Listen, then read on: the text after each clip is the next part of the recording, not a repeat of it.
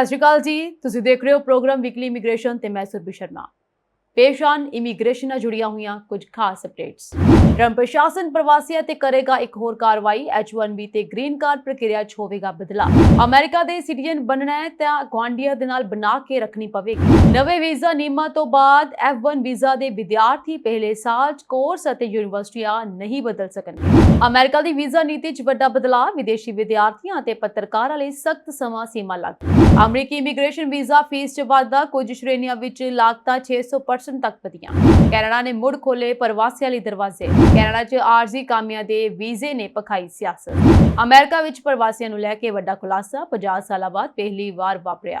America ਗਏ visa ਧਾਰਕਾਂ ਲਈ ਬੁਰੀ ਖਬਰ। ਰੱਦ ਹੋ ਸਕਦਾ ਹੈ ਤੁਹਾਡਾ ਵੀਜ਼ਾ। ਭਾਰਤੀਆਂ ਨੂੰ ਅਰਜਨਟੀਨਾ ਜਾਣ ਲਈ ਨਹੀਂ ਪਵੇਗੀ ਵੀਜ਼ੇ ਦੀ ਲੋੜ। ਇਹ ਸ਼ਰਤ ਹੋਈ ਲਾਗੂ। ਹੁਣ ਇਨ ਅਪਡੇਟਸ ਦਾ ਵਿਸਥਾਰ। ਅਮਰੀਕੀ ਵਨਸ ਕਤਰ ਹਾਵਰਡ ਲਿਊਟਨਿਕ ਨੇ ਕਿਹਾ ਹੈ ਕਿ ਟਰੰਪ ਪ੍ਰਸ਼ਾਸਨ H1B ਪ੍ਰੋਗਰਾਮ ਅਤੇ ਗ੍ਰੀਨ ਕਾਰਡ ਪ੍ਰਕਿਰਿਆ ਵਿੱਚ ਬਦਲਾਅ ਲਿਆਉਣ ਦੀ ਯੋਜਨਾ ਬਣਾ ਰਿਹਾ ਹੈ। H1B ਭਾਰਤੀ IT ਪੇਸ਼ੇਵਰਾਂ ਵਿੱਚ ਸਭ ਤੋਂ ਵੱਧ ਮੰਗਿਆ ਜਾਣ ਵਾਲਾ ਗੈਰ ਪ੍ਰਵਾਸੀ ਵੀਜ਼ਾ ਹੈ। ਲੁਟਨਿਕ ਨੇ ਇੱਕ ਨਿਊਜ਼ ਚੈਨਲ ਨੂੰ ਦਿੱਤੇ ਗਏ ਇੰਟਰਵਿਊ ਵਿੱਚ ਕਿਹਾ ਕਿ ਉਹ H1B ਪ੍ਰੋਗਰਾਮ ਨੂੰ ਬਦਲਣ ਦੀ ਪ੍ਰਕਿਰਿਆ ਵਿੱਚ ਸ਼ਾਮਲ ਹਨ। ਅਸੀਂ ਉਸ ਪ੍ਰੋਗਰਾਮ ਨੂੰ ਬਦਲਣ ਤੇ ਕੰਮ ਕਰ ਰਹੇ ਹਾਂ ਕਿਉਂਕਿ ਇਹ ਬਹੁਤ ਹੀ ਮਾੜਾ ਹੈ। ਉਹਨਾਂ ਨੇ ਕਿਹਾ ਟਰੰਪ ਪ੍ਰਸ਼ਾਸਨ ਗ੍ਰੀਨ ਕਾਰਡ ਪ੍ਰਕਿਰਿਆ ਵਿੱਚ ਬਦਲਾਅ ਕਰਨ ਤੇ ਵੀ ਵਿਚਾਰ ਕਰ ਰਿਹਾ ਹੈ, ਜਿਸ ਦੇ ਤਹਿਤ ਅਮਰੀਕਾ ਵਿੱਚ ਸਥਾਈ ਨਿਵਾਸ ਦਿੱਤਾ ਜਾਂਦਾ ਹੈ। ਉਹਨਾਂ ਨੇ ਵੀ ਕਿਹਾ ਕਿ ਤੁਸੀਂ ਜਾਣਦੇ ਹੋ ਅਸੀਂ ਗ੍ਰੀਨ ਕਾਰਡ ਦਿੰਦੇ ਹਾਂ। ਔਸਤ ਅਮਰੀਕੀ ਹਰ ਸਾਲ 75,000 ਅਮਰੀਕੀ ਡਾਲਰ ਕਮਾਉਂਦਾ ਹੈ ਅਤੇ ਔਸਤ ਗ੍ਰੀਨ ਕਾਰਡ ਪ੍ਰਾਪਤਕਰਤਾ 66,000 ਅਮਰੀਕੀ ਡਾਲਰ ਕਮਾਉਂਦਾ ਹੈ। ਅਸੀਂ ਇਸ ਸਭ ਨੂੰ ਦੇਖ ਰਹੇ ਹਾਂ ਅਤੇ ਇਹ ਪਤਾ ਲਗਾਉਣ ਦੀ ਕੋਸ਼ਿਸ਼ ਕਰ ਰਹੇ ਹਾਂ ਕਿ ਅਜਿਹਾ ਕਿਉਂ ਹੁੰਦਾ ਹੈ। ਇਸੇ ਲਈ ਡੋਨਾਲਡ ਟਰੰਪ ਇਸ ਨੂੰ ਬਦਲਣ ਜਾ ਰਹੇ ਹਨ। ਗੋਲਡ ਕਾਰਡ ਆ ਰਿਹਾ ਹੈ ਅਤੇ ਅਸੀਂ ਦੇਸ਼ ਵਿੱਚ ਆਉਣ ਵਾਲੇ ਸਭ ਤੋਂ ਵਧੀਆ ਲੋਕਾਂ ਨੂੰ ਚੁਣਾਂਗੇ। ਹੁਣ ਇਸ ਨੂੰ ਬਦਲਣ ਦਾ ਸਮਾਂ ਆ ਗਿਆ ਹੈ। H1B ਵੀਜ਼ਾ ਤੋਂ ਭਾਰਤੀਆਂ ਨੂੰ ਸਭ ਤੋਂ ਵੱਧ ਫਾਇਦਾ ਹੁੰਦਾ ਹੈ। ਇੱਕ ਸੋਸ਼ਲ ਮੀਡੀਆ ਪੋਸਟ ਵਿੱਚ ਲੁਟਨਿਕ ਨੇ ਕਿਹਾ ਕਿ ਮੌਜੂਦਾ H1B ਵੀਜ਼ਾ ਪ੍ਰਣਾਲੀ ਇੱਕ ਘੁਟਾਲਾ ਹੈ, ਜਿਸ ਦੇ ਤਹਿਤ ਅਮਰੀਕੀਆਂ ਦੀਆਂ ਨੌਕਰੀਆਂ ਵਿਦੇਸ਼ੀ ਕਾਮਿਆਂ ਨੂੰ ਦਿੱਤੀਆਂ ਜਾਂਦੀਆਂ ਹਨ। ਅਮਰੀਕੀ ਕਾਮਿਆਂ ਨੂੰ ਨੌਕਰੀ ਤੇ ਰੱਖਣਾ ਸਾਰੀਆਂ ਵੱਡੀਆਂ ਅਮਰੀਕੀ ਕੰਪਨੀਆਂ ਦੀ ਤਰਜੀਹ ਹੋਣੀ ਚਾਹੀਦੀ ਹੈ। ਹੁਣ ਅਮਰੀਕੀਆਂ ਨੂੰ ਨੌਕਰੀ ਤੇ ਰੱਖਣ ਦਾ ਸਮਾਂ ਆ ਗਿਆ। ਫਲੋਰੀਡਾ ਦੇ ਗਵਰਨਰ ਰੋਨ ਡਿਸੈਂਟਿਸ ਨੇ ਵੀ ਕਿਹਾ ਕਿ H1B ਵੀਜ਼ਾ ਪੂਰਾ ਤਰ੍ਹਾਂ ਨਾਲ ਘੁਟਾਲਾ ਬਣ ਗਿਆ। ਉਹਨਾਂ ਨੇ ਕਿਹਾ ਕਿ ਇਹ ਕੰਪਨੀਆਂ ਸਿਸਟਮ ਨਾਲ ਖੇਡ ਰਹੀਆਂ ਹਨ। ਇਹਨਾਂ ਵਿੱਚ ਕੁਝ ਕੰਪਨੀਆਂ ਵੱਡੀ ਗਿਣਤੀ ਵਿੱਚ ਅਮਰੀਕੀਆਂ ਨੂੰ ਨੌਕਰੀ ਤੋਂ ਕੱਢ ਰਹੀਆਂ ਹਨ, ਜਦਕਿ ਉਹ ਨਵੇਂ H1B ਵੀਜ਼ਾ ਵੀ ਲੈ ਰਹੀਆਂ ਹਨ ਅਤੇ H1B ਦਾ ਨਵੀਨੀਕਰਨ ਵੀ ਕਰਵਾ ਰਹੀਆਂ ਹਨ। ਅਮਰੀਕਾ ਦੀ ਸਿਟੀਜ਼ਨਸ਼ਿਪ ਚਾਹੁੰਦੇ ਹੋ ਤਾਂ ਗਵਾਂਢੀਆਂ ਨਾਲ ਬਣਾ ਕੇ ਰੱਖਣੀ ਹੋਵੇਗੀ। ਜੀ ਹਾਂ, ਟਰੰਪ ਸਰਕਾਰ ਵੱਲੋਂ 34 ਸਾਲ ਪੁਰਾਣਾ ਨਿਯਮ ਮੁੜ ਲਾਗੂ ਕਰ ਦਿੱਤਾ ਗਿਆ, ਜਿਸ ਤਹਿਤ ਸਿਟੀਜ਼ਨਸ਼ਿਪ ਅਰਜ਼ੀਆਂ ਦੀ ਪ੍ਰੋਸੈਸਿੰਗ ਦੌਰਾਨ ਨਿੱਜੀ ਮਾਮਲਿਆਂ ਦੀ ਪਹੁੰਚਾਣ ਆਰੰਭ ਦਿੱਤੀ ਗਈ ਹੈ। ਦੂਜੇ ਸ਼ਬਦਾਂ ਵਿੱਚ ਕਹਿ ਲਾਂ ਤੇ ਗਵਾਂਢੀਆਂ ਨਾਲ ਤੁਹਾਡੀ ਅਣਬਣ US ਸਿਟੀਜ਼ਨਸ਼ਿਪ ਦੇ ਰਾਹ ਵਿੱਚ ਅੜਿੱਕਾ ਬਣ ਸਕਦੀ ਹੈ। ਇਮੀਗ੍ਰੇਸ਼ਨ ਅਫਸਰ ਸਿਰਫ ਗਵਾਂਢੀਆਂ ਤੋਂ ਹੀ ਸੰਬੰਧਿਤ ਪ੍ਰਵਾਸੀ ਦੇ ਕਿਰਦਾਰ ਬਾਰੇ ਪੁੱਛ ਪੜਤਾਲ ਨਹੀਂ ਕਰਨਗੇ, ਸਗੋਂ ਕੰਮ ਵਾਲੀਆਂ ਥਾਵਾਂ ਤੇ ਜਾ ਕੇ ਸਾਥੀ ਮੁਲਾਜ਼ਮਾਂ ਨਾਲ ਵੀ ਗੱਲਬਾਤ ਕੀਤੀ ਜਾਵੇਗੀ। ਮਾਮਲਾ ਇੱਥੇ ਖਤਮ ਨਹੀਂ ਹੁੰਦਾ, ਕਿਉਂਕਿ ਆਉਣ ਵਾਲੇ ਸਮੇਂ ਵਿੱਚ ਨਿਯਮ ਹੋਰ ਸਖਤ ਕੀਤੇ ਜਾਣ ਦਾ ਖਦਸ਼ਾ ਜ਼ਾਹਰ ਕੀਤਾ ਜਾ ਰਿਹਾ ਹੈ ਅਤੇ ਨਾਗਰਿਕਤਾ ਅਰਜ਼ੀ ਦਾਖਲ ਕਰਨ ਵਾਲਿਆਂ ਨੂੰ ਗੁਆਂਢੀਆਂ, ਇੰਪਲੋਇਰਸ, ਸਾਥੀ ਮੁਲਾਜ਼ਮਾਂ ਅਤੇ ਕਾਰੋਬਾਰੀ ਸਾਥੀਆਂ ਤੋਂ ਸਿਫਾਰਸ਼ੀ ਪੱਤਰ ਲਿਖਵਾ ਕੇ ਲਿਆਉਣ ਦੇ ਹੁਕਮ ਦਿੱਤੇ ਜਾ ਸਕਦੇ ਹਨ। ਜਾਰਜ ਬੁਸ਼ ਸੀਨੀਅਰ ਦੇ ਰਾਸ਼ਟਰਪਤੀ ਹੁੰਦਿਆਂ ਨਿੱਜੀ ਮਾਮਲਿਆਂ ਬਾਰੇ ਪੁੱਛ ਪੜਤਾਲ ਬੰਦ ਕਰ ਦਿੱਤੀ ਗਈ ਸੀ, ਪਰ ਬੀਤੀ 22 ਅਗਸਤ ਨੂੰ ਟਰੰਪ ਸਰਕਾਰ ਨੇ ਚੁੱਪ-ਚੁਪੀਤੇ ਇਹ ਨੀਤੀ ਲਾਗੂ ਕਰਨ ਦੇ ਹੁਕਮ ਜਾਰੀ ਕਰ ਦਿੱਤੇ। 1965 ਦੇ ਇਮੀਗ੍ਰੇਸ਼ਨ ਐਂਡ ਨੈਚੁਰਲਾਈਜੇਸ਼ਨ ਐਕਟ ਦੇ ਅਧੀਨ ਪੜਤਾਲ ਅਫਸਰ ਸੰਬੰਧਿਤ ਬਿਨੇਕਾਰ ਦੇ ਘਰ ਜਾਂਦੇ ਹਨ ਅਤੇ ਆਂਢ ਗੁਆਂਢ ਵਿੱਚ ਰਹਿਣ ਵਾਲਿਆਂ ਤੋਂ ਉਸ ਦੀਆਂ ਆਦਤਾਂ ਅਤੇ ਵਰਤਾਓ ਬਾਰੇ ਪੁੱਛਦੇ ਹਨ। 1991 ਵਿੱਚ ਇਹ ਨੀਤੀ ਬੰਦ ਕੀਤੇ ਜਾਣ ਮਗਰੋਂ FBI ਵੱਲੋਂ ਬਿਨੇਕਾਰਾਂ ਦੀਆਂ ਸਰਗਰਮੀਆਂ ਦੀ ਪੜਤਾਲ ਕਰਦੇ ਸਨ। ਅਮਰੀਕਾ ਦੇ ਸਿਟੀਜ਼ਨਸ਼ਿਪ ਅਤੇ ਇਮੀਗ੍ਰੇਸ਼ਨ ਸੇਵਾਵਾਂ ਵਿਭਾਗ ਦੇ ਡਾਇਰੈਕਟਰ ਜੋਸਫ ਬੀ ਨੇ ਕਿਹਾ ਹੈ ਕਿ ਇਹ ਕਦਮ ਬੇहद ਲਾਜ਼ਮੀ ਹੋ ਚੁੱਕਿਆ ਹੈ। ਨਿੱਜੀ ਜਾਣਕਾਰੀ ਦੀ ਪੜਤਾਲ ਕਰਦਿਆਂ ਯਕੀਨੀ ਬਣਾਇਆ ਜਾ ਸਕੇਗਾ ਕਿ ਬਿਨੇਕਾਰ ਚੰਗੇ ਕਿਰਦਾਰ ਵਾਲੇ ਹੋਣ, ਅਮਰੀਕਾ ਦੇ ਸੰਵਿਧਾਨ ਦਾ ਸਤਿਕਾਰ ਕਰਨ ਅਤੇ ਦੇਸ਼ ਵਿੱਚ ਅਮਨ ਕਾਨੂੰਨ ਵਾਸਤੇ ਕੋਈ ਖਤਰਾ ਪੈਦਾ ਨਾ ਕਰਦੇ ਹੋਣ। ਇੱਥੇ ਦੱਸਣਾ ਬਣਦਾ ਹੈ ਕਿ ਅਮਰੀਕਾ ਦੀ ਨਾਗਰਿਕਤਾ ਹਾਸਲ ਕਰਨ ਲਈ ਬਿਨੇਕਾਰ ਨੂੰ ਪਹਿਲਾਂ ਹੀ ਕਈ ਸ਼ਰਤਾਂ ਦੀ ਪਾਲਣਾ ਕਰਨੀ ਪੈਂਦੀ ਹੈ, ਜਿਨ੍ਹਾਂ ਮੁਤਾਬਕ ਗ੍ਰੀਨ ਕਾਰਡ ਹੋਲਡਰ ਨੇ ਘੱਟੋ-ਘੱਟ 5 ਸਾਲ ਅਮਰੀਕਾ ਵਿੱਚ ਗੁਜ਼ਾਰੇ ਹੋਣ ਅਤੇ ਇਹਨਾਂ ਵਿੱਚੋਂ 2.5 ਸਾਲ ਦੀ ਲਗਾਤਾਰ ਮੌਜੂਦਗੀ ਲਾਜ਼ਮੀ ਹੈ। ਜਿਹੜੇ ਸੂਬੇ ਵਿੱਚ ਨਾਗਰਿਕਤਾ ਦੀ ਅਰਜ਼ੀ ਦਾਖਲ ਕੀਤੀ ਜਾ ਰਹੀ ਹੈ ਉੱਥੇ 3 ਮਹੀਨੇ ਪੁਰਾਣੀ ਰਿਹਾਇਸ਼ ਹੋਣੀ ਲਾਜ਼ਮੀ ਹੈ, ਜਦਕਿ ਚੰਗਾ ਕਿਰਦਾਰ ਸਭ ਤੋਂ ਅਹਿਮ ਮੰਨਿਆ ਜਾਂਦਾ ਹੈ। ਪਿਛਲੇ 34 ਸਾਲ ਦੌਰਾਨ ਬਿਨੈਕਾਰਾਂ ਦੇ ਪਿਛੋਕੜ ਦੀ ਜਾਂਚ ਫੈਡਰਲ ਬਿਊਰੋ ਆਫ ਇਨਵੈਸਟੀਗੇਸ਼ਨ ਤੋਂ ਕਰਵਾਈ ਜਾ ਰਹੀ ਸੀ, ਪਰ ਹੁਣ ਗਵਾਂਢੀਆਂ ਦੇ ਬਿਆਨ ਵੀ ਦਰਜ ਕੀਤੇ ਜਾਣਗੇ ਅਤੇ ਸਾਥੀ ਮੁਲਾਜ਼ਮਾਂ ਦੀਆਂ ਹਾਂ ਪੱਖੀ ਟਿੱਪਣੀਆਂ ਵੀ ਜ਼ਰੂਰੀ ਹੋਣਗੀਆਂ। ਇੱਥੇ ਦੱਸਣਾ ਬਣਦਾ ਹੈ ਕਿ ਟਰੰਪ ਸਰਕਾਰ ਸਾਫ਼ ਲਫ਼ਜ਼ਾਂ ਵਿੱਚ ਆਖ ਚੁੱਕੀ ਹੈ ਕਿ ਗ੍ਰੀਨ ਕਾਰਡ ਅਮਰੀਕਾ ਵਿੱਚ ਰਹਿਣ ਦਾ ਕਾਨੂੰਨੀ ਹੱਕ ਨਹੀਂ, ਸਗੋਂ ਮੁਲਕ ਵਿੱਚ ਰਹਿਣ ਦੀ ਇੱਕ ਸਹੂਲਤ ਹੈ। ਟਰੰਪ ਸਰਕਾਰ ਵੱਲੋਂ ਨਿੱਤ ਲਿਆਂਦੀਆਂ ਜਾ ਰਹੀਆਂ ਇਮੀਗ੍ਰੇਸ਼ਨ ਨੀਤੀਆਂ ਤੋਂ ਗ੍ਰੀਨ ਕਾਰਡ ਹੋਲਡਰ ਵੀ ਸੁਰੱਖਿਅਤ ਨਹੀਂ, ਜਦਕਿ ਸੋਸ਼ਲ ਮੀਡੀਆ ਖਾਤਿਆਂ ਦੀ ਪੂੰਛ-ਛਾਣ ਵੀ ਡੂੰਘਾਈ ਦੇ ਨਾਲ ਕੀਤੀ ਜਾਣ ਲੱਗੀ ਹੈ। ਅਮਰੀਕਾ 'ਚ ਪੜ੍ਹਾਈ ਕਰ ਰਹੇ ਭਾਰਤੀ ਵਿਦਿਆਰਥੀਆਂ ਨੂੰ ਨਵੀਆਂ ਪਾਬੰਦੀਆਂ ਦਾ ਸਾਹਮਣਾ ਕਰਨਾ ਪੈ ਸਕਦਾ ਹੈ, ਕਿਉਂਕਿ ਨਵੇਂ ਦਾਖਲ ਹੋਏ ਵਿਦਿਆਰਥੀ ਹੁਣ ਤੁਰੰਤ ਯੂਨੀਵਰਸਿਟੀਆਂ ਬਦਲ ਨਹੀਂ ਸਕਣਗੇ, ਸਗੋਂ 1 ਸਾਲ ਦੀ ਪੜ੍ਹਾਈ ਸਫਲਤਾਪੂਰਵਕ ਪੂਰੀ ਕਰਨ ਤੋਂ ਬਾਅਦ ਹੀ ਅਜਿਹਾ ਕਰ ਸਕਣਗੇ।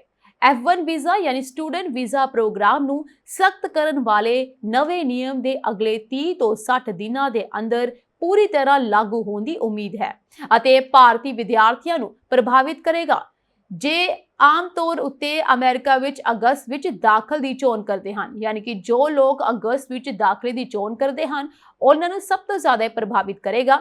ਨਵਾਂ ਢਾਂਚਾ ਇੱਕੋ ਅਕੈਡਮਿਕ ਪੱਧਰ ਉੱਤੇ ਕਈ ਡਿਗਰੀਆਂ ਪ੍ਰਾਪਤ ਕਰਨ ਦੀ ਪ੍ਰਥਾ ਨੂੰ ਵੀ ਖਤਮ ਕਰਦਾ ਹੈ, ਜਿਵੇਂ ਕਿ ਇੱਕ ਤੋਂ ਬਾਅਦ ਇੱਕ ਮਾਸਟਰ ਪ੍ਰੋਗਰਾਮ, ਅਮਰੀਕਾ ਛੱਡੇ ਬਿਨਾਂ ਅਤੇ ਨਵੇਂ ਵੀਜ਼ਾ ਲਈ ਅਰਜ਼ੀ ਦਿੱਤੇ ਬਿਨਾਂ।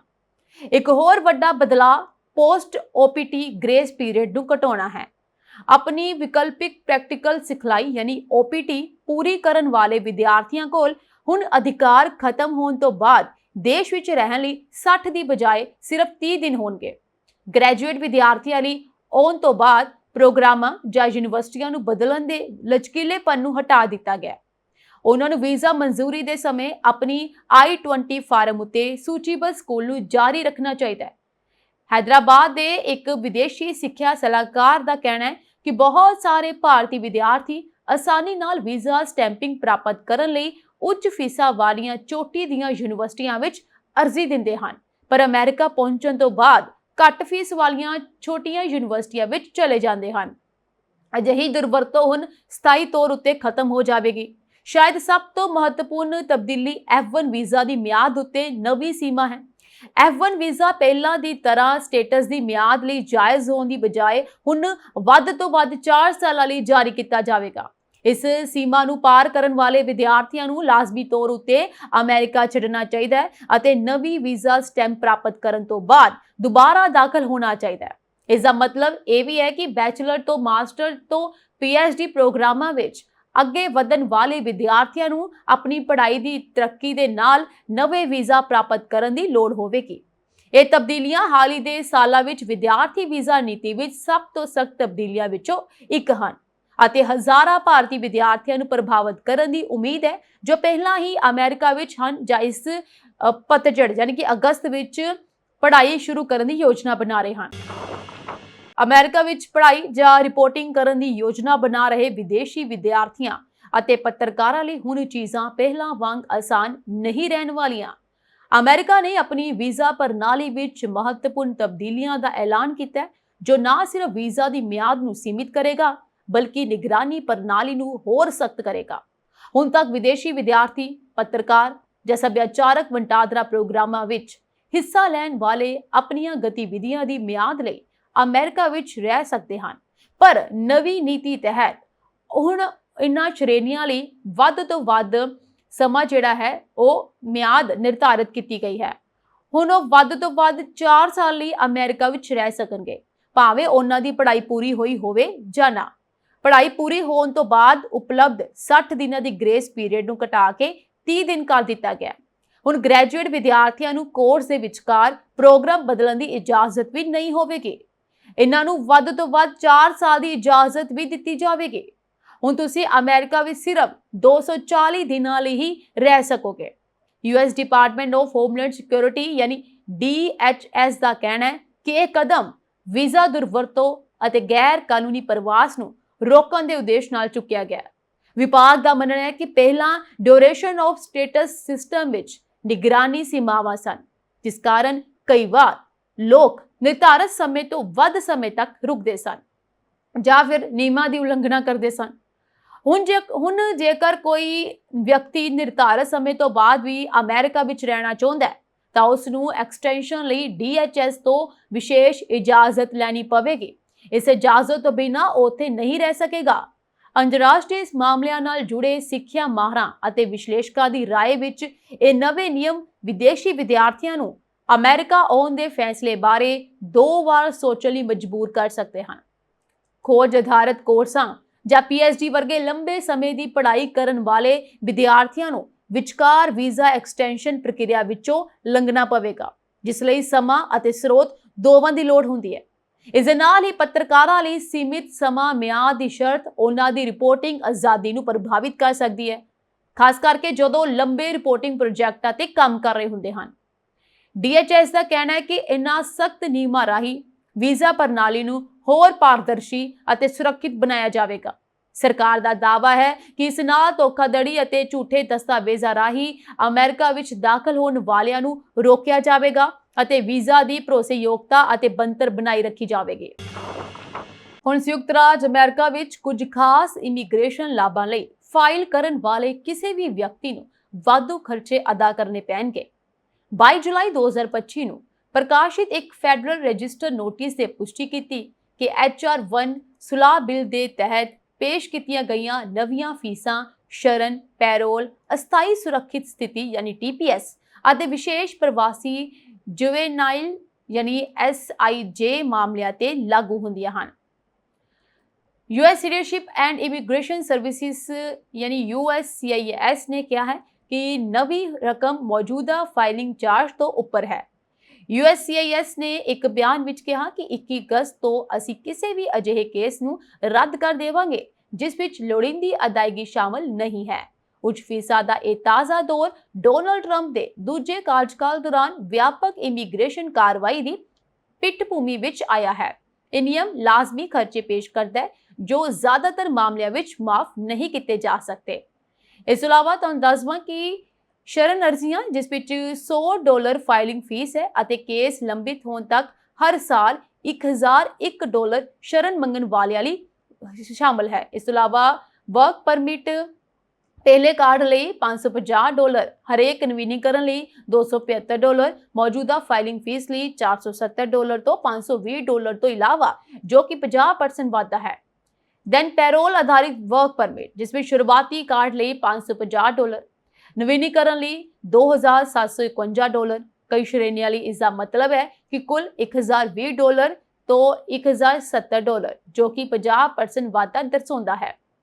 ਅਸਥਾਈ ਸੁਰੱਖਿਅਤ ਸਥਿਤੀ ਯਾਨੀ ਕਿ ਫਾਰਮ IA-21 ਮੌਜੂਦਾ $50 ਫਾਈਲਿੰਗ ਚਾਰਜ ਅਤੇ $30 ਬਾਇਓਮੈਟ੍ਰਿਕਸ ਲਾਗਤ ਤੋਂ ਇਲਾਵਾ $500 ਦੀ ਨਵੀਂ ਫੀਸ ਕੁੱਲ $580 ਤੱਕ ਲੈ ਜਾਂਦੀ ਹੈ। 600% ਤੋਂ ਵੱਧ ਵਾਧਾ ਦਰਜ ਹੈ। ਵਿਸ਼ੇਸ਼ ਪ੍ਰਵਾਸੀ ਕਿਸ਼ੋਰ ਪਟੀਸ਼ਨਸ ਵਿੱਚ $250 ਜਿੱਥੇ ਪਹਿਲਾਂ ਕੋਈ ਫੀਸ ਨਹੀਂ ਲਈ ਜਾਂਦੀ ਸੀ ਪਰ ਹੁਣ ਲਈ ਜਾਏਗੀ।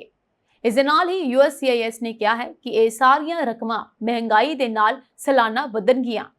ਪਰ ਵੱਡਾ ਸਵਾਲ ਇਹ ਪੈਦਾ ਹੁੰਦਾ ਹੈ ਕਿ ਇਹਨਾਂ ਸਭ ਫੀਸਾਂ ਦੇ ਵਧਣ ਦੇ ਨਾਲ ਆਖਿਰ ਕੌਣ ਸਭ ਤੋਂ ਜ਼ਿਆਦਾ ਪ੍ਰਭਾਵਿਤ ਹੁੰਦਾ ਹੈ। ਤੇ ਤੁਹਾਨੂੰ ਦੱਸਦਾ ਕਿ ਭਾਰਤੀਆਂ ਲਈ ਬਦਲਾਅ ਮੁੱਖ ਤੌਰ ਤੇ ਮਾਨਵਤਾਵਾਦੀ ਜਾਂ ਵਿਸ਼ੇਸ਼ ਸ਼੍ਰੇਣੀਆਂ ਦੀ ਵਰਤੋਂ ਕਰਨ ਵਾਲਿਆਂ ਨੂੰ ਛੂੰਹਦੇ ਹਨ, ਯਾਨੀ ਕਿ ਸਭ ਤੋਂ ਜ਼ਿਆਦਾ ਇਸ ਦਾ ਪ੍ਰਭਾਵ ਭਾਰਤੀਆਂ ਤੇ ਪਵੇਗਾ। ਸ਼ਰਨ ਲਈ ਅਰਜ਼ੀ ਦੇਣ ਵਾਲੇ ਭਾਰਤੀਆਂ ਨੂੰ ਹੁਣ ਪ੍ਰਕਿਰਿਆ ਦੇ ਹਰ ਪੜਾਅ ਤੇ ਨਵੀਆਂ ਲਾਗਤਾਂ ਦਾ ਸਾਹਮਣਾ ਕਰਨਾ ਪਵੇਗਾ, ਜਿਨ੍ਹਾਂ ਨੂੰ ਮਾਨਵਤਾਵਾਦੀ ਪੈਰੋਲ ਜਾਂ ਹੋਰ ਪੈਰੋਲ ਪ੍ਰਵੇਸ਼ ਰਸਤੇ ਦਿੱਤੇ ਗਏ ਹਨ। ਉਹਨਾਂ ਨੂੰ ਵਰਕ ਪਰਮਿਟਾਂ ਲਈ ਵੱਧ ਫੀਸਾਂ ਦਾ ਭੁਗਤਾਨ ਵੀ ਕਰਨਾ ਪਵੇਗਾ। SIJ ਸੁਰੱਖਿਆ ਅਧੀਨ ਯੋਗਤਾ ਪ੍ਰਾਪਤ ਭਾਰਤੀ ਮੂਲ ਦੇ ਬੱਚਿਆਂ ਨੂੰ ਨਵੇਂ $250 ਚਾਰਜ ਲਈ ਬਜਟ ਬਣਾਉਣਾ ਚਾਹੀਦਾ ਹੈ। ਜੇਕਰ ਭਾਰਤ ਨੂੰ ਕਦੇ ਵੀ ਅਸਥਾਈ ਸੁਰੱਖਿਅਤ ਸਥਿਤੀ ਯਾਨੀ TPS ਲਈ ਨਾਮਜ਼ਦ ਕੀਤਾ ਜਾਂਦਾ ਹੈ ਤਾਂ ਬਿਨੇਕਾਰਾਂ ਨੂੰ $500 ਸਰਚਾਰਜ ਦਾ ਸਾਹਮਣਾ ਕਰਨਾ ਪਵੇਗਾ। ਇਸ ਤੋਂ ਇਲਾਵਾ ਇੱਕ ਸਵਾਲ ਇਹ ਪੈਦਾ ਹੁੰਦਾ ਕਿ ਇਸ ਸਭ ਦੇ ਬਦਲਾਅ ਦੇ ਵਿੱਚ ਆਖਿਰ ਕੌਣ ਪ੍ਰਭਾਵਿਤ ਨਹੀਂ ਹੋਏਗਾ। ਤੇ ਤੁਹਾਨੂੰ ਦੱਸਦਾ ਕਿ ਜ਼ਿਆਦਾਤਰ ਭਾਰਤੀ ਪ੍ਰਵਾਸੀ ਇਨ੍ਹਾਂ ਤਬਦੀਲੀਆਂ ਦੇ ਦਾਇਰੇ ਵਿੱਚ ਨਹੀਂ ਹਨ, ਜਿਸ ਵਿੱਚ H-1B, L-1, O-1 ਅਤੇ ਹੋਰ ਕੰਮ ਦੇ ਵੀਜ਼ਿਆਂ ਵਾਲੇ ਪੇਸ਼ੇਵਰਾਂ ਨੂੰ EAD ਦੀ ਲੋੜ ਨਹੀਂ ਹੈ। OPT ਅਤੇ STM ਦੇ ਅਤੇ OPT ਤੇ F-1 ਵਿਦਿਆਰਥੀ $550 ਐਡ-ਔਨ ਤੋਂ ਬਿਨਾਂ ਮਿਆਰੀ EAD ਫੀਸ ਦਾ ਭੁਗਤਾਨ ਕਰਨਾ ਜਾਰੀ ਰੱਖਦੇ ਹਨ। ਪਰਿਵਾਰਕ ਅਤੇ ਰੋਜ਼ਗਾਰ ਆਧਾਰਿਤ ਗ੍ਰੀਨ ਕਾਰਡ ਬਿਨੇਕਾਰ ਪ੍ਰਭਾਵਿਤ ਨਹੀਂ ਹੁੰਦੇ ਕਿਉਂਕਿ ਸਥਿਤੀ ਅਤੇ ਸੰਬੰਧਿਤ ਵਰਕ ਪਰਮਿਟਾਂ ਦੀ ਵਿਵਸਥਾ HR1 ਸੂਚੀ ਦਾ ਹਿੱਸਾ ਨਹੀਂ ਹੈ। ਸੰਯੁਕਤ ਰਾਜ ਅਮਰੀਕਾ ਨੇ 2025 ਵਿੱਚ ਕਈ ਹੋਰ ਇਮੀਗ੍ਰੇਸ਼ਨ ਖਰਚਿਆਂ ਵਿੱਚ ਵੀ ਵਾਧਾ ਕੀਤਾ। ਇਸ ਸਾਲ ਦੇ ਸ਼ੁਰੂ ਵਿੱਚ ਵਿਦੇਸ਼ ਵਿਭਾਗ ਨੇ B1 B2 visitor visa fees ਜੋ ਸੈਲਾਨੀ ਅਤੇ ਕਾਰੋਬਾਰੀ ਯਾਤਰੀਆਂ ਨੂੰ ਕਵਰ ਕਰਦੀ ਹੈ $185 ਤੋਂ ਵਧਾ ਕੇ $245 ਕਰ ਦਿੱਤੀ, ਜੋ ਕਿ ਇੱਕ ਦਹਾਕੇ ਤੋਂ ਵੱਧ ਸਮੇਂ ਵਿੱਚ ਪਹਿਲਾ ਵਾਧਾ ਹੈ। ਇਸ ਤੋਂ ਇਲਾਵਾ ਕੈਚ ਐਂਡ ਰਿਲੀਜ਼ ਪ੍ਰੋਗਰਾਮ ਦੇ ਤਹਿਤ ਬੌਂਡ ਦੀ ਰਕਮ ਨੂੰ ਉੱਪਰ ਵੱਲ ਸੋਧਿਆ ਗਿਆ, ਜਿਸ ਵਿੱਚ ਕੇਸ ਦੀ ਕਿਸਮ ਦੇ ਆਧਾਰ ਤੇ ਘੱਟੋ-ਘੱਟ $1500 ਤੋਂ $5000 ਤੱਕ ਵਾਧਾ ਕੀਤਾ ਗਿਆ ਸੀ। ਇਸ ਦੇ ਨਾਲ ਹੀ USCIS ਨੇ ਆਪਣੇ ਵਿਆਪਕ ਫੀਸ ਸ਼ੈਡਿਊਲ ਨੂੰ ਐਡਜਸਟ ਕੀਤਾ, ਜਿਸ ਨਾਲ H1B ਐਕਸਟੈਂਸ਼ਨ, ਪਰਿਵਾਰਕ ਪਟੀਸ਼ਨਾਂ, ਸਥਿਤੀ ਦੀ ਵਿਵਸਥਾ ਅਤੇ ਨੈਚੁਰਲਾਈਜੇਸ਼ਨ ਅਰਜ਼ੀਆਂ ਹੋਰ ਮਹਿੰਗੀਆਂ ਹੋ ਗਈਆਂ। ਤਾਂ ਅੰਦਾਜ਼ਾ ਕਿ ਟਰੰਪ ਦੇ ਅਧੀਨ ਇਹ ਕਾਰਵਾਈ ਹੋਈ ਹੈ। ਟਰੰਪ ਪ੍ਰਸ਼ਾਸਨ ਨੇ ਇਹ ਵੀ ਐਲਾਨ ਕੀਤਾ ਹੈ ਕਿ ਉਹ ਦੁਨੀਆ ਭਰ ਦੇ ਸਾਰੇ 55 ਮਿਲੀਅਨ ਵੈਧ ਅਮਰੀਕੀ ਵੀਜ਼ਾ ਧਾਰਕਾਂ ਦੇ ਰਿਕਾਰਡਾਂ ਦੀ ਸਮੀਖਿਆ ਕਰ ਰਿਹਾ ਹੈ, ਕਿਉਂਕਿ ਸੰਭਾਵੀ ਉਲੰਘਣਾਵਾਂ ਰੱਦ ਕਰਨ ਜਾਂ ਦੇਸ਼ ਨਿਕਾਲੇ ਦਾ ਕਾਰਨ ਬਣ ਸਕਦੀਆਂ ਹਨ। ਇਸ ਸਮੀਖਿਆ ਦੇ ਨਾਲ-ਨਾਲ ਕੁਝ ਵਰਕਰ ਵੀਜ਼ਿਆਂ ਨੂੰ ਰੋਕਣਾ, ਵੀਜ਼ਾ ਇੰਟੈਗ੍ਰਿਟੀ ਫੀਸ ਨੂੰ ਮੁੜ ਸੁਰਜੀਤ ਕਰਨਾ ਅਤੇ ਅਰਜ਼ੀ ਦੀਆਂ ਲਾਗਤਾਂ ਵਿੱਚ ਤੇਜ਼ੀ ਨਾਲ ਵਾਧਾ ਕਰਨਾ ਵਰਗੇ ਕਦਮ ਵੀ ਸ਼ਾਮਲ ਹਨ। ਇਕੱਠੇ ਮਿਲ ਕੇ ਇਹ ਉਪਾਅ ਪ੍ਰਸ਼ਾਸਨ ਦੀ ਇਮੀਗ੍ਰੇਸ਼ਨ ਪ੍ਰਣਾਲੀ ਨੂੰ ਸਖਤ ਕਰਨ ਅਤੇ ਵਿਦੇਸ਼ੀਆਂ ਲਈ ਸੰਯੁਕਤ ਰਾਜ ਵਿੱਚ ਦਾਖਲ ਹੋਣ ਜਾਂ ਰਹਿਣ ਨੂੰ ਔਖਾ ਅਤੇ ਮਹਿੰਗਾ ਬਣਾਉਣ ਦੀ ਵਿਆਪਕ ਰਣਨੀਤੀ ਦਾ ਹਿੱਸਾ ਬਣਦੇ ਹਨ। ਕੈਨੇਡਾ ਸਰਕਾਰ ਵੱਲੋਂ ਪ੍ਰਵਾਸੀਆਂ ਨੂੰ ਧੜਾਧੜ ਵਰਕ ਪਰਮਿਟ ਅਤੇ ਪਰਮਨੈਂਟ ਰੈਜ਼ੀਡੈਂਸੀ ਦੇਣ ਦਾ ਸਿਲਸਿਲਾ ਜਾਰੀ ਹੈ ਅਤੇ ਮੌਜੂਦਾ ਵਰ੍ਹੇ ਦੇ ਪਹਿਲੇ 6 ਮਹੀਨੇ ਦੌਰਾਨ 6,53,000 ਕਿਰਤੀਆਂ ਨੇ ਮੁਲਕ ਵਿੱਚ ਦਾਣਾ ਪਾਣੀ ਪੱਕਾ ਕਰ ਲਿਆ। ਇਮੀਗ੍ਰੇਸ਼ਨ ਵਿਭਾਗ ਦੇ ਤਾਜ਼ਾ ਅੰਕੜਿਆਂ ਵਿੱਚ ਇੰਟਰਨੈਸ਼ਨਲ ਸਟੂਡੈਂਟ ਅਤੇ ਵਿਜ਼ਟਰ ਵੀਜ਼ਾ ਵਾਲੇ ਸ਼ਾਮਲ ਨਹੀਂ, ਪਰ ਕੰਜ਼ਰਵੇਟਿਵ ਪਾਰਟੀ ਵੱਲੋਂ ਇਮੀਗ੍ਰੇਸ਼ਨ ਦੀ ਰਫ਼ਤਾਰ ਤੇ ਸਵਾਲ ਉਠਾਏ ਜਾ ਰਹੇ ਹਨ। ਵਿਰੋਧੀ ਧਿਰ ਦੇ ਆਗੂ ਪੀਅਰੇ ਪੋਲੀਵਰ ਨੇ ਦੱਸਿਆ ਕਿ ਟੈਂਪਰੇਰੀ ਫੋਰਨ ਵਰਕਰ ਪ੍ਰੋਗਰਾਮ ਅਧੀਨ ਮੌਜੂਦਾ ਵਰ੍ਹੇ ਦੌਰਾਨ 82,000 ਕਿਰਤੀਆਂ ਨੂੰ ਸੱਦਿਆ ਜਾਣਾ ਸੀ, ਪਰ 2025 ਦੇ ਪਹਿਲੇ 6 ਮਹੀਨੇ ਦੌਰਾਨ ਹੀ 1,05,000 ਆਰਜ਼ੀ ਵਿਦੇਸ਼ੀ ਕਾਮਿਆਂ ਲਈ ਦਰਵਾਜ਼ੇ ਖੋਲ ਦਿੱਤੇ ਗਏ, ਜਦਕਿ ਬਾਕੀ 6 ਮਹੀਨੇ ਦਾ ਅੰਕੜਾ ਸਾਹਮਣੇ ਆਉਣਾ ਬਾਕੀ ਹੈ। ਦੂਜੇ ਪਾਸੇ ਪਰਮਾਨੈਂਟ ਰੈਜ਼ੀਡੈਂਸ ਦੇ ਮਾਮਲੇ ਵਿੱਚ 2025 ਦੌਰਾਨ 3,95,000 ਪ੍ਰਵਾਸੀਆਂ ਨੂੰ ਸੱਦਣ ਦਾ ਟੀਚਾ ਮਿਥਿਆ ਗਿਆ, ਪਰ 31 ਜੁਲਾਈ ਤੱਕ 2,44,000 ਪ੍ਰਵਾਸੀਆਂ ਨੂੰ PR ਮਿਲ ਗਈ। ਓਪਨ ਵਰਕ ਪਰਮਿਟ ਦੀ ਸ਼੍ਰੇਣੀ ਅਧੀਨ 2,85,000 ਵੀਜ਼ੇ ਜਾਰੀ ਕਰਨ ਦਾ ਟੀਚਾ ਮਿਥਿਆ ਗਿਆ, ਪਰ ਸਾਲ ਦੇ ਪਹਿਲੇ 6 ਮਹੀਨੇ ਦੌਰਾਨ ਹੀ 3,02,000 ਵਰਕ ਪਰਮਿਟ ਜਾਰੀ ਕਰ ਦਿੱਤੇ ਗਏ। ਕੈਨੇਡਾ ਵਿੱਚ ਪਨਾਹ ਮੰਗਣ ਵਾਲਿਆਂ ਦਾ ਜ਼ਿਕਰ ਕੀਤਾ ਜਾਵੇ ਤਾਂ 2015 ਵਿੱਚ ਸਿਰਫ 10,000 ਲੋਕਾਂ ਨੇ ਅਜ਼ਾਇਲਮ ਅਰਜ਼ੀਆਂ ਦਾਖਲ ਕੀਤੀਆਂ, ਪਰ ਮੌਜੂਦਾ ਵਰ੍ਹੇ ਦੌਰਾਨ ਇਹ ਆંકੜਾ 2,91,000 ਤੇ ਪੁੱਜ ਗਿਆ। ਕੰਜ਼ਰਵੇਟਿਵ ਪਾਰਟੀ ਦੇ ਆਗੂ ਪੀਅਰੇ ਪੋਲੀਵਰ ਨੇ ਪ੍ਰਧਾਨ ਮੰਤਰੀ ਮਾਕਾਰਨੀ ਉੱਤੇ ਵਾਅਦਾ ਖਿਲਾਫੀ ਕਰਨ ਦਾ ਦੋਸ਼ ਲਾਉਂਦਿਆਂ ਇਹ ਕਿਹਾ ਕਿ ਤਾਜ਼ਾ ਅੰਕੜੇ ਇਸ ਗੱਲ ਦਾ ਪ੍ਰਤੱਖ ਸਬੂਤ ਹਨ ਕਿ ਲਿਬਰਲ ਸਰਕਾਰ ਦਾ ਇਮੀਗ੍ਰੇਸ਼ਨ ਨੀਤੀਆਂ ਤੇ ਕੋਈ ਕੰਟਰੋਲ ਨਹੀਂ, ਜੋ ਮੁਲਕ ਵਿੱਚ ਹਾਊਸਿੰਗ, ਹੈਲਥ ਕੇਅਰ ਅਤੇ ਬੇਰੁਜ਼ਗਾਰੀ ਤੇ ਤੀਹਰੇ ਸੰਕਟ ਦਾ ਕਾਰਨ ਬਣ ਰਹੀਆਂ ਹਨ। ਟੋਰੀ ਆਗੂ ਨੇ ਦੋਸ਼ ਲਗਾਇਆ ਕਿ ਲਿਬਰਲ ਸਰਕਾਰ ਇਮੀਗ੍ਰੇਸ਼ਨ ਆંકੜਾ ਲੁਕਾਉਣ ਦੇ ਯਤਨ ਕਰ ਰਹੀ ਸੀ। ਇੱਥੇ ਦੱਸਣਾ ਬੰਦ ਹੈ ਕਿ ਕੰਜ਼ਰਵੇਟਿਵ ਪਾਰਟੀ ਵੱਲੋਂ ਇਮੀਗ੍ਰੇਸ਼ਨ ਮਾਮਲਿਆਂ ਦੀ ਆਲੋਚਕ ਮਿਸ਼ੇਲ ਰੈਂਪਲ ਗਾਰਨਰ ਨੇ ਅਗਸਤ ਦੇ ਆਰੰਭ ਵਿੱਚ ਦੋਸ਼ ਲਗਾਇਆ ਸੀ ਕਿ ਸਰਕਾਰ ਦੀ ਓਪਨ ਡੇਟਾ ਵੈਬਸਾਈਟ ਤੇ ਇਮੀਗ੍ਰੇਸ਼ਨ ਆંકੜੇ ਅਪਡੇਟ ਨਹੀਂ ਕੀਤੇ ਜਾ ਰਹੇ, ਜਿਸ ਮਗਰੋਂ ਸਰਕਾਰ ਨੇ ਦਲੀਲ ਦਿੱਤੀ ਕਿ ਆંકੜਿਆਂ ਦੀ ਸਮੀਖਿਆ ਕੀਤੀ ਜਾ ਰਹੀ ਹੈ ਅਤੇ ਜਲਦ ਹੀ ਇਹ ਜਨਤਕ ਕਰ ਦਿੱਤੇ ਜਾਣਗੇ। ਦੂਜੇ ਪਾਸੇ ਪੀਅਰੇ ਪੋਲੀਵਰ ਨੇ ਅਜ਼ਾਇਲਮ ਆંકੜਿਆਂ ਦਾ ਜ਼ਿਕਰ ਕਰਦਿਆਂ ਇਹ ਕਿਹਾ ਕਿ 2015 ਮਗਰੋਂ ਕੈਨੇਡਾ ਵਿੱਚ ਅਜ਼ਾਇਲਮ ਅਰਜ਼ੀਆਂ ਦਾ ਬੈਕਲੌਗ 2,920% ਵੱਧ ਚੁੱਕਿਆ ਹੈ। ਸੁਣਵਾਈ ਦੀ ਪਹਿਲੀ ਤਾਰੀਖ ਦੀ ਉਡੀਕ ਸਮਾਂ ਪਹਿਲਾਂ ਹੀ 4 ਸਾਲ ਦੀ ਮਿਆਦ ਟੱਪ ਗਿਆ ਅਤੇ ਤਾਜ਼ਾ ਅੰਕੜਿਆਂ ਮਗਰੋਂ ਹਾਲਾਤ ਹੋਰ ਵੀ ਬੱਤਰ ਹੋ ਜਾਣਗੇ। ਇਸੇ ਦੌਰਾਨ ਮਿਸ਼ੇਲ ਰੈਂਪਲ ਨੇ ਕਿਹਾ ਕਿ 1998 ਮਗਰੋਂ ਪਹਿਲੀ ਵਾਰ ਕੈਨੇਡੀ ਨੌਜਵਾਨਾਂ ਵਿੱਚ ਬੇਰੁਜ਼ਗਾਰੀ ਦਾ ਪੱਧਰ ਇੰਨਾ ਹੇਠ ਆਇਆ ਅਤੇ ਇਸ ਦਾ ਮੁੱਖ ਕਾਰਨ ਆਰਜ਼ੀ ਵਿਦੇਸ਼ੀ ਕਾਮਿਆਂ ਨੂੰ ਥੋਕ ਦੇ ਭਾਅ ਵੀਜ਼ੇ ਜਾਰੀ ਕਰਨਾ ਹੈ। ਉਹਨਾਂ ਨੇ ਵੀ ਕਿਹਾ ਕਿ ਬਤੌਰ ਪਰਮਾਨੈਂਟ ਰੈਜ਼ੀਡੈਂਟ ਕੈਨੇਡਾ ਆਉਣ ਵਾਲਿਆਂ ਨੂੰ ਜੌਬ, ਸੋਸ਼ਲ ਸਰਵਿਸਿਜ਼ ਅਤੇ ਹਾਊਸਿੰਗ ਸਹੂਲਤਾਂ ਮੁਹੱਈਆ ਕਰਵਾਉਣੀਆਂ ਸਰਕਾਰ ਦਾ ਫਰਜ਼ ਬਣਦਾ ਹੈ। ਜੇ ਸਰਕਾਰ ਇਹ ਜ਼ਿੰਮੇਵਾਰੀਆਂ ਨਿਭਾਉਣ ਵਿੱਚ ਅਸਫਲ ਰਹਿੰਦੀ ਹੈ ਤਾਂ ਇਮੀਗ੍ਰੇਸ਼ਨ ਆંકੜਿਆਂ ਦੀ ਲਾਜ਼ਮੀ ਤੌਰ ਤੇ ਛਾਂਟੀ ਕੀਤੀ ਜਾਵੇ। ਕੰਜ਼ਰਵੇਟਿਵ ਆਗੂਆਂ ਨੇ ਦਲੀਲ ਦਿੱਤੀ ਕਿ ਸਾਲ 2000 ਤੋਂ 2020 ਦਰਮਿਆਨ ਪੱਕੇ ਤੌਰ ਤੇ ਕੈਨੇਡਾ ਆਉਣ ਵਾਲੇ ਪ੍ਰਵਾਸੀਆਂ ਦੀ ਗਿਣਤੀ 2 ਲੱਖ ਤੋਂ 3 ਲੱਖ ਸਾਲਾਨਾ ਰਹੀ, ਪਰ ਪਿਛਲੇ ਕੁਝ ਵਰ੍ਹਿਆਂ ਦੌਰਾਨ ਲਿਬਰਲ ਸਰਕਾਰ ਨੇ ਆંકੜਾ 5 ਲੱਖ ਤੱਕ ਪਹੁੰਚਾ ਦਿੱਤਾ। ਕੈਨੇਡਾ ਦੇ ਵਿੱਚ ਆਰਜ਼ੀ ਵਿਦੇਸ਼ੀ ਕਾਮਿਆਂ ਦੀ ਗਿਣਤੀ ਦਾ ਮੁੱਦਾ ਲਗਾਤਾਰ ਭਖਦਾ ਜਾ ਰਿਹਾ ਹੈ ਅਤੇ ਇਮੀਗ੍ਰੇਸ਼ਨ ਵਿਭਾਗ ਨੇ ਦਾਅਵਾ ਕੀਤਾ ਕਿ ਮੌਜੂਦਾ ਵਰ੍ਹੇ ਦੌਰਾਨ ਸਿਰਫ 33,722 ਨਵੇਂ ਕਾਮਿਆਂ ਨੂੰ ਵੀਜ਼ਾ ਦਿੱਤੇ ਗਏ, ਇਹ ਗਿਣਤੀ ਫੈਡਰਲ ਸਰਕਾਰ ਵੱਲੋਂ 2025 ਲਈ ਤੈਅ ਟੀਚੇ ਦਾ 42% ਬਣਦੀ ਹੈ, ਜਦਕਿ ਵਿਰੋਧੀ ਧਿਰ ਦੇ ਆਗੂ ਪੀਰੇ ਪੋਲੀਵਰ ਦਾਅਵਾ ਕਰ ਰਹੇ ਹਨ ਕਿ ਸਾਲ ਦੇ ਪਹਿਲੇ 6 ਮਹੀਨੇ ਦੌਰਾਨ 1,05,000 ਆਰਜ਼ੀ ਵਿਦੇਸ਼ੀ ਕਾਮਿਆਂ ਨੂੰ ਵੀਜ਼ੇ ਜਾਰੀ ਕੀਤੇ ਗਏ। ਇਮੀਗ੍ਰੇਸ਼ਨ ਵਿਭਾਗ ਦੇ ਇੱਕ ਅਧਿਕਾਰੀ ਨੇ ਦੱਸਿਆ ਕਿ ਨਵੇਂ ਵਰਕ ਵੀਜ਼ਾ ਅਤੇ ਪਹਿਲਾਂ ਤੋਂ ਮੌਜੂਦ ਆਰਜ਼ੀ ਵਿਦੇਸ਼ੀ ਕਾਮਿਆਂ ਦੇ ਰੀਨਿਊ ਕੀਤੇ ਵੀਜ਼ਿਆਂ ਨੂੰ ਰਲਾ ਕੇ ਅੰਕੜਾ 1 ਲੱਖ ਤੋਂ ਟੱਪਦਾ ਹੈ, ਜਿਵੇਂ ਕਿ ਕੰਜ਼ਰਵੇਟਿਵ ਪਾਰਟੀ ਵੱਲੋਂ ਦਾਅਵਾ ਕੀਤਾ ਜਾ ਰਿਹਾ ਹੈ। ਇਸ ਤੋਂ ਇਲਾਵਾ ਜਨਵਰੀ ਤੋਂ ਜੂਨ ਦਰਮਿਆਨ 3,02,000 ਵਰਕ ਪਰਮਿਟ ਜਾਰੀ ਕਰਨ ਦਾ ਅੰਕੜਾ ਵੀ ਨਵੇਂ ਅਤੇ ਰੀਨਿਊ ਕੀਤੇ ਵੀਜ਼ਿਆਂ ਨੂੰ ਜੋੜ ਕੇ ਬਣਦਾ ਹੈ।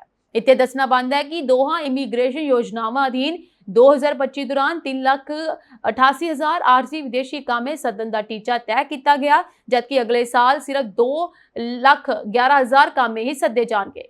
ਦੂਜੇ ਪਾਸੇ ਇਮੀਗ੍ਰੇਸ਼ਨ ਮੰਤਰੀ ਲੀਨਾ ਨੇ ਇੱਕ ਤਰਜਮਾਨ ਨੇ ਕਿਹਾ ਕਿ ਮੌਜੂਦਾ ਵਰੇ ਦੌਰਾਨ ਕੈਨੇਡਾ ਪੁੱਜੇ ਆਰਜ਼ੀ ਵਿਦੇਸ਼ੀ ਕਾਮਿਆਂ ਦੀ ਗਿਣਤੀ ਵਿੱਚ ਵੱਡੀ ਕਮੀ ਆਈ ਹੈ ਅਤੇ ਪਹਿਲੇ 6 ਮਹੀਨੇ ਦੌਰਾਨ 1,19,000 ਵਿਦੇਸ਼ੀ ਕਾਮੇ ਕੈਨੇਡਾ ਪੁੱਜੇ, ਜਦਕਿ ਪਿਛਲੇ ਸਾਲ 2,45,000 ਕਾਮਿਆਂ ਨੇ ਕੈਨੇਡਾ ਦੀ ਧਰਤੀ ਤੇ ਕਦਮ ਰੱਖਿਆ ਸੀ।